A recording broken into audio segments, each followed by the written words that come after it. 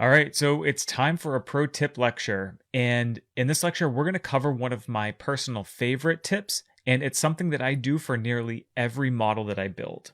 And we're going to learn all about creating a dedicated measure table. So it's a common best practice in Power BI to create a dedicated table that's used to store your explicit measures. It helps you stay organized, find measures quickly, and provides tools to group related measures into folders. And creating a dedicated measures table is super easy, and there's actually two different ways that you could approach building it.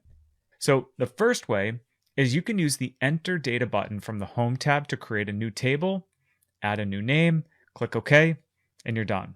The nice thing about this approach is that it's loaded into the data model and it's actually visible from within the query editor. So you're creating it in the front end and it's actually loaded into the back end as well. Another option is to create the table using a bit of DAX code in table constructors. This approach provides the same exact outcome, except that the table is not visible within the query editor. So let's head over to Power BI and we'll check this out for ourselves. Starting off here, I actually want to create the first table using DAX. Right, so I'm going to head over to my data view, and from the table tools menu here, right, I want to create a new table. So this opens up our formula bar here. And again, similar to the other DAX measures and calculated columns, we're prompted here, right? But except for a measure or a column name, this is our table name. So let's call this measure table, and I'm going to do in parentheses DAX equals, and then here is where we're going to use our table constructors. So there's a few different ways that you can create tables of data in Power BI using DAX, and table constructors is one of those ways. So what we're going to do is we're going to open with our curly bracket, and we're just going to add in two quotes. Basically that returns a blank or no value. And then we're going to end our curly bracket, right? So those are our table constructors. So basically what we're saying here is just create a blank table, right? It's a single row, single column table with no values contained in it, right? So all we're doing here is just creating a placeholder. And on the right-hand side here, we collapse these. You can see we have this new measure table with a single value column. So again, we've got this one column table called measure table. Now let's head back to the report view.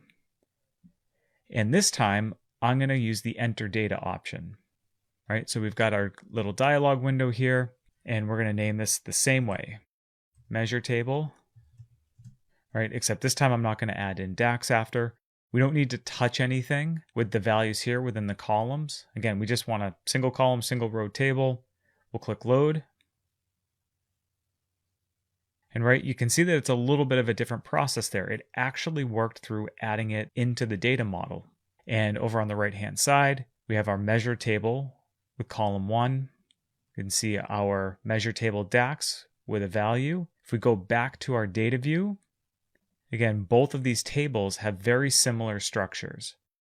So if I go back, transform data to head into the query editor, once this loads, we're only going to see the version of the measure table that was created using the enter data option, right? So down at the bottom here, we have a single column table that was created as part of that transformation.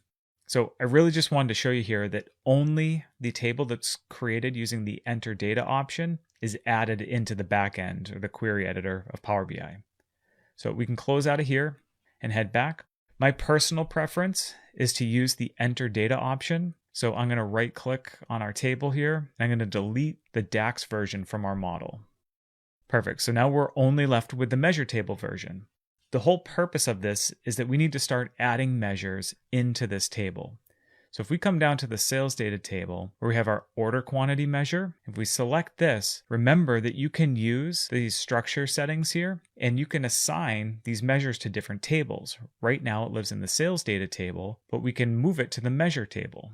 All right, so we've successfully moved this measure. The next step is if you click on column and then delete the column 1 value from this table, watch what happens. Pay close attention to the symbol here.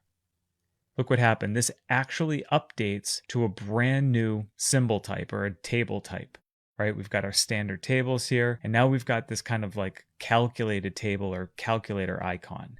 So when you have a table that is dedicated only to housing your measures, you get this brand new icon. And you can see that we have our order quantity measure contained within it. So the last thing to call out here is after you've created this measure table and you've added some of your measures into it, if you head in to the data view from your measure table here and you select one of the measures, you have this display folder option. So this is where you could start typing in something like, volume metrics.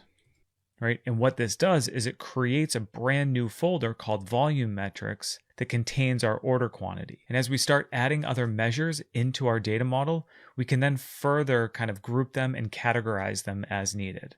So for now, we're going to delete this display folder and we're just going to leave this as is, as a single independent measure within the table. All right, so this is a seriously powerful technique that'll help you and others using your data model stay organized.